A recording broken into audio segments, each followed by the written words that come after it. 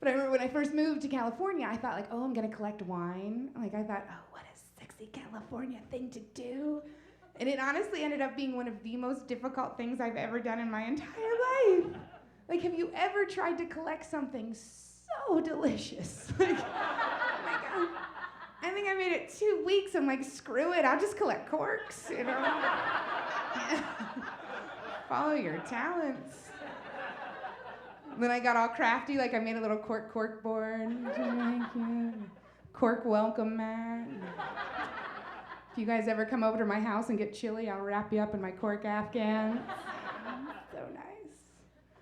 Oh, but so the boyfriend's super happy. He is a dog owner, and I am crazy about the dog.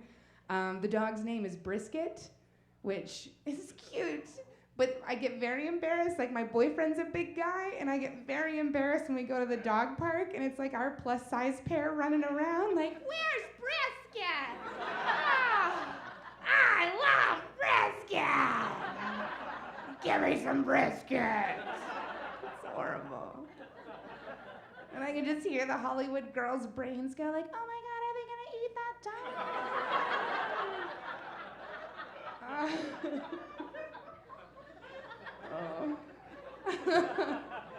Oh, and I never thought I would be this crazy dog girl. Like I used to have a friend and her dogs were her children and I used to make so much fun of her. Like she had a dinner party one time and she had just read this article that you can tell how smart your dog is by how fast it can shake something off its head. Right.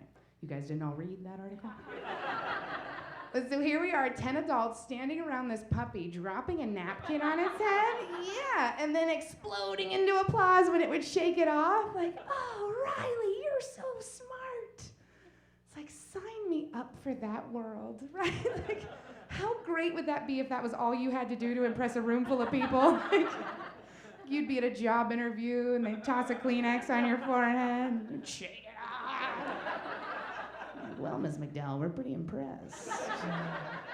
We're gonna call you in for a second round of interviews, tie some booties on your feet and see how funny you walk. Nailed it. Oh, I'm glad you guys are laughing because I quit my day jobs. Ooh, I need you. Oh God, I worked in software for, oh, really? Can anybody be that excited about software? The whole time my head is like, this crowd is loving me, they're with me, and now I don't think it's genuine after that. Software, woohoo! Oh, what do you do? Not software. Not software, just a supportive guy? Yeah. Oh, that's, well, woohoo to you too then, mister. See there, I knew it couldn't, and then like nobody that works in the software industry could do that. Yeah. Like I sold it for about 11 years, and I wake up now, and every day, honest to God, feels like a big shiny present. Like it's so nice, and like sometimes I don't even open that present till like 10 a.m., maybe noon. But like I'm not a technical person, I'm a people person, and they kept promoting me. And like at the end of my tenure, it got to a point where it was like, I'm not really sure I know what I do for a living anymore. And I would go into meetings and I would be like throwing out business jargon and buzzwords like ninja stars. Like I'd be with a customer like, listen, Tony, I understand your pushback and I'm a team player and I've got some out-of-the-box opportunities that I would like to bring to the table. So, let's not boil the ocean here. Let me noodle on it. I will take that action item offline, circle back at a high level, and see if we can't grab that low-hanging fruit that's going to move the ball forward toward the big picture, Tony, all right? Listen, I'm going to quarterback this one. We are going to open up the kimono and design a customer-centric, cloud-based, robust paradigm that's going to expand your global footprint. Huh?